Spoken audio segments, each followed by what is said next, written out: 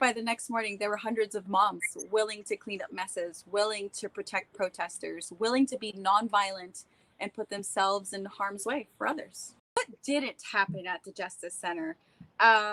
When we arrived, the kids, I call them kids because they're a lot younger than I am. The kids were blown away. They were like, whoa, the moms are here. And then it was like, whoa, you can't be here. You're going to get hurt. They wanted to protect us.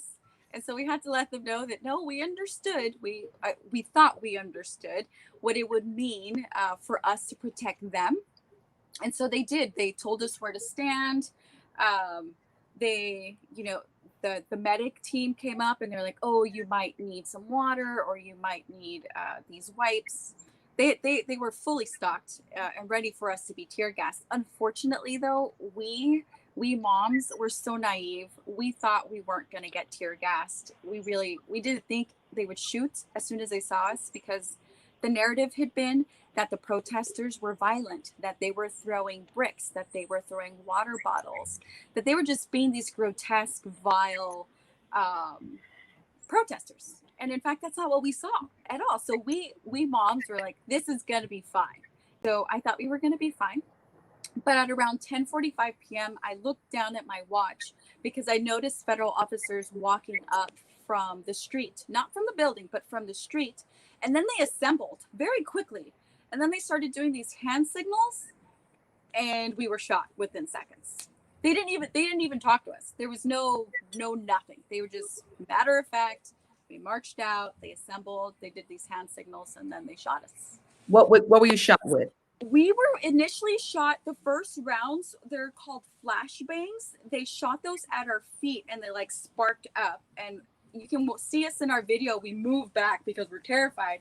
And then we get stronger, I want to say, or maybe we were mad at them at this point for doing that. And then we start chanting louder, leave our kids alone.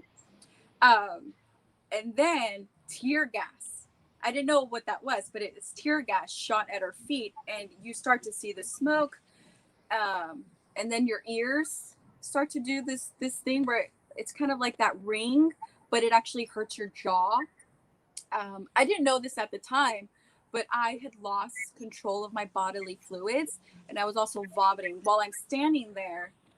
And I can feel my buddy Maureen on my left-hand side, and I hear someone out of my right ear, yelling, you have to run, you have to run. And I remember thinking, I can't run because I didn't know what was happening. I was also slightly blinded for about 3 to 4 minutes until someone put baking soda water on my eyes.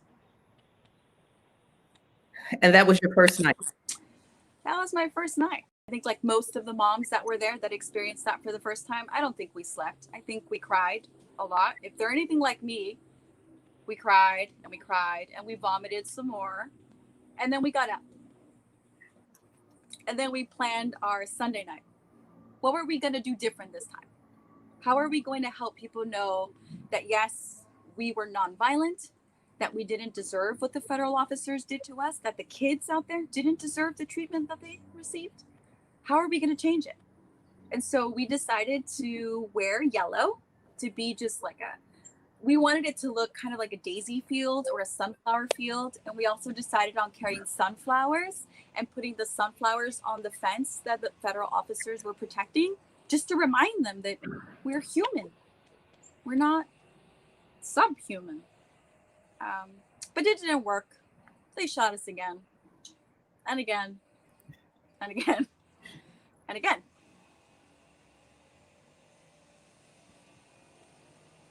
Seeing us moms here in Portland get gassed, get pushed and shoved and beaten, some of the moms ended up in jail. I think realizing that regular people that ordinarily wouldn't put their skin in the game for others because it doesn't affect us, right? Yet, showed the world that it is worth it.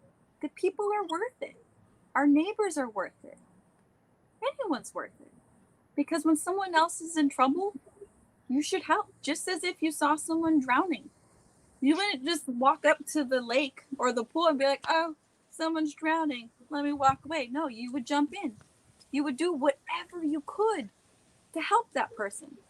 I feel like that call to action that I did and the moms actually showing up did that for people. That primal instinct that we all have to care for one another, to love one another. It woke it up. And now we're awake. And we're not going back to sleep.